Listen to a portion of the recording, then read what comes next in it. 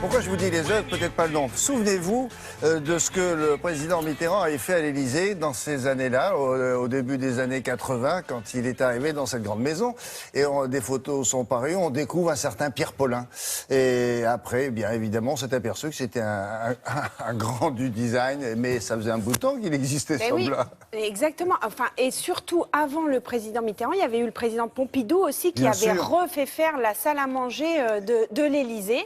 Et avec une espèce de tissu tendu. C'est le designer des présidents. Ah, c'est surtout le designer du mobilier national. En fait, oui. il a un peu dépoussiéré tout ça. Il a dépoussiéré le meuble d'État, mais en étant en prospective, en étant dans des formes qu'on n'avait jamais vues.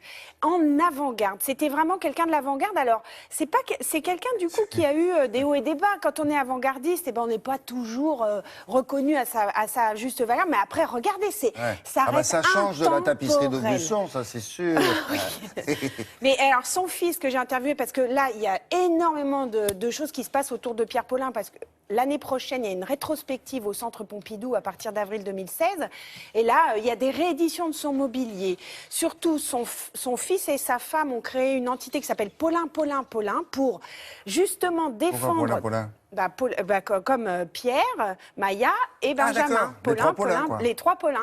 Et donc, ils ont en tête de défendre et de rééditer, donc je le disais, tout le mobilier de Pierre et un petit peu tout son travail et tout son état d'esprit. Ça a été un designer qui a marqué son temps et qui marque encore les designers d'aujourd'hui. Regardez. Pierre Paulin, nous sommes très bien assis. Je dis pas ça pour vous faire de la publicité, parce que c'est un siège que vous avez designé.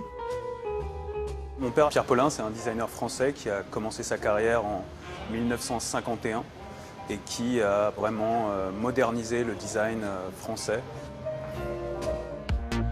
Vers la fin des années 50, grâce à la découverte qu'il a faite du tissu stretch, donc le tissu un peu jersey extensible, il a pu créer ces nouvelles formes organiques qui définissent vraiment l'ADN de son design. Il est confortable. Très.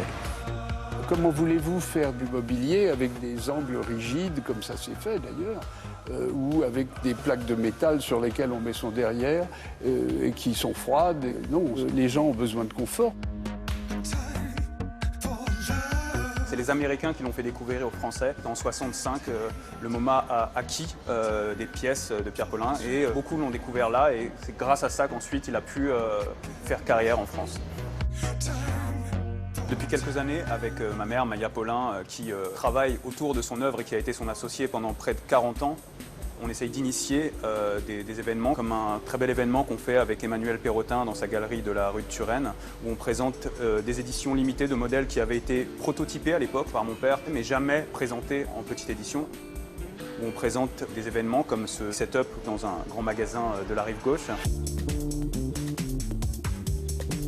Il a été très productif durant les années 60-70 et il est devenu finalement un porte-drapeau d'une période pop, mais qui ne le définissait pas particulièrement. C'est vraiment l'aspect formel qu'on a voulu mettre en avant et montrer qu'en fait c'était une sorte de nouveau classique.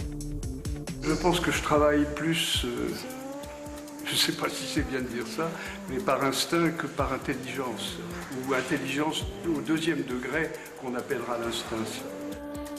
C'était quelqu'un qui refusait justement de théoriser autour de son œuvre. Il était vraiment purement dans la modernisation, dans la créativité, mais pas dans le discours. Aujourd'hui, on s'attache à rééditer certaines pièces avec Michel Rozek, notre éditeur français. On a un vrai succès avec ces rééditions des années 50, ce mobilier en bois, ce mobilier fait pour des petits espaces. Cette longévité en fait est due au fait que son design est juste. Il ne part pas justement d'un geste arbitraire, ce n'est pas une fantaisie, c'est basé sur quelque chose de très concret. Il ne cherchait pas à créer, il cherchait à faire avancer. Et c'est ce qu'il a réussi à faire et c'est ce qui, je pense, fait que ces meubles sont là pour durer.